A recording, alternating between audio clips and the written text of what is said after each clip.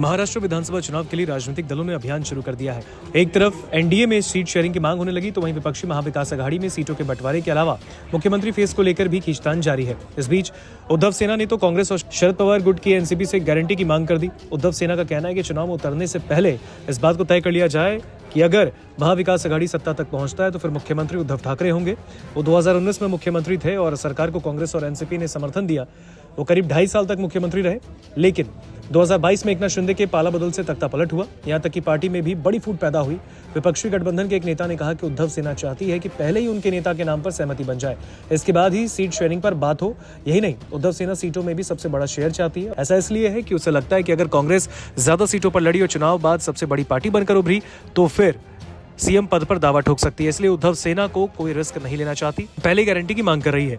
बीते हफ्ते उद्धव ठाकरे दिल्ली आए। उनके साथ बेटे आदित्य और पार्टी के सीनियर नेता संजय राउत थे। उन्होंने सोनिया गांधी, राहुल गांधी और मल्लिकार्जुन खड़गे से मुलाकात की। इसके अलावा शरद पवार से भी मिले। इस दौरान सभी नेताओं से उद्धव सेना ने एक ही मांग की कि पहले ही मुख्यमंत्री पद पर फैसला हो जाए। दरअसल 2019 में शिवसेना और बीजेपी के बीच चुनावी नतीजों के बाद इसी मसले पर जंग छिड़ गई थी। शिवसेना का कहना था कि बीजेपी की ओर से वादा किया गया कि चुनाव जीतने के बाद उसके नेता को सीएम बनाया जाएगा। वहीं बीजेपी ने ऐसे किसी पैक्ट से इनकार कर दिया।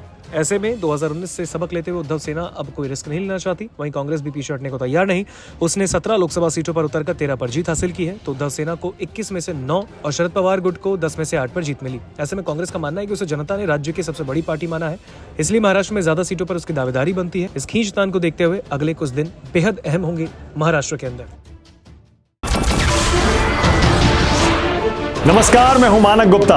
अगर आपको हमारा ये वीडियो पसंद आया हो तो इसे लाइक और शेयर जरूर करें, और हां, हमें सब्सक्राइब और फॉलो करना ना भूलें ताकि आप देश और दुनिया की कोई खबर मिस ना करें। तो जुड़े रहिए हमारे साथ और देखते रहिए न्यूज़ 24।